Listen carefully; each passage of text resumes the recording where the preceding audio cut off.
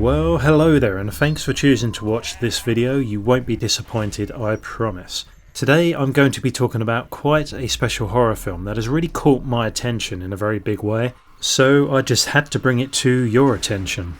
The film is called When Evil Lurks and has just opened at cinemas, but for streaming you'll have to wait until October the 27th on Shudder. That is if the movie isn't available at your local cinema. Okay, where to begin? I don't think this film will be for the faint of heart, and that's to put it mildly. There's a link to the trailer in the description so you can watch it with sound afterwards, but my god, we've had a slew of movies recently with demonic possession being the main theme. Then again, possession stories are one of the most popular subgenres in horror, I would say. I made a video talking about the new Exorcist sequel that has just arrived. I will still keep my reservations about that one until I see it for myself, of course, but I haven't heard great things so far. However, there are many more movies in recent times that have dealt with the same subject matter. Rarely though does a trailer for a horror film like this evoke such feelings of absolute disgust and terror. Just from the short trailer alone, I get a sense of authenticity in the purest form. There are sadly too few films in this genre that I can extend the same compliment to.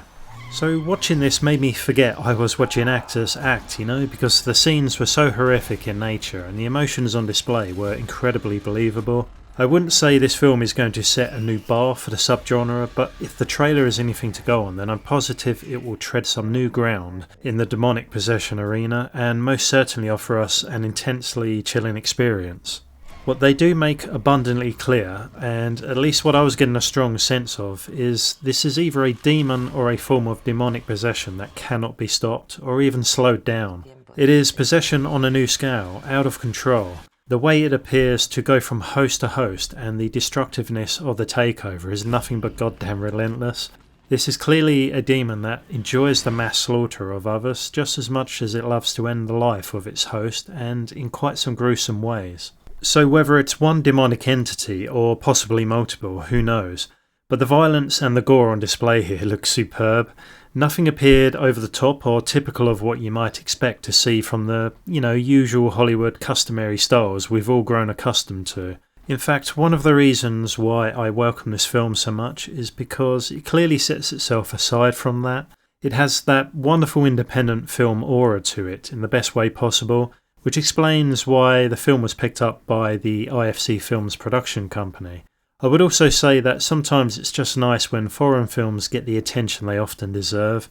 Watching foreign films, the good ones at least, is a bit like trying different flavours, and if we just consume the same Hollywood main course all the time, then it's going to start to get stale at some point. So if we can establish that the film has this rawness to it, a dark, unsettling and unforgiving tone that is most definitely going to get under our skin and possibly shake up some viewers, then what can we expect from the story? The inquisitive side of me wants desperately to know why the demon is here, does it have a name, and how the possessions take place. Unless the ending provides some grand explanation, I don't think we are getting many answers here, and I certainly wouldn't count on a handy exorcist to show up on anyone's doorstep either, like they usually do, right? I'm expecting something different from this film, I just get that feeling, and I'm excited. So upon analysis, it would appear that the demon makes its most crucial move whenever the host is killed, and that is the transition of acquiring a new host, and it looks to be a fast process too. At the start of the trailer we see the farmer trying to isolate one of the goats. I'm guessing he believes the animal to be possessed, as he then shoots the poor creature, but the goat strangely welcomes it. Within this very same scene we witness some kind of chain possession as we can observe the farmer's wife execute her husband and then in turn commit suicide, so all in a morning's work for this demon. There are other scenes where we see a grotesquely fat man all covered in boils and bedridden, unable to move. This reminded me greatly of the unlucky man in the movie Seven who was punished for his sins of gluttony.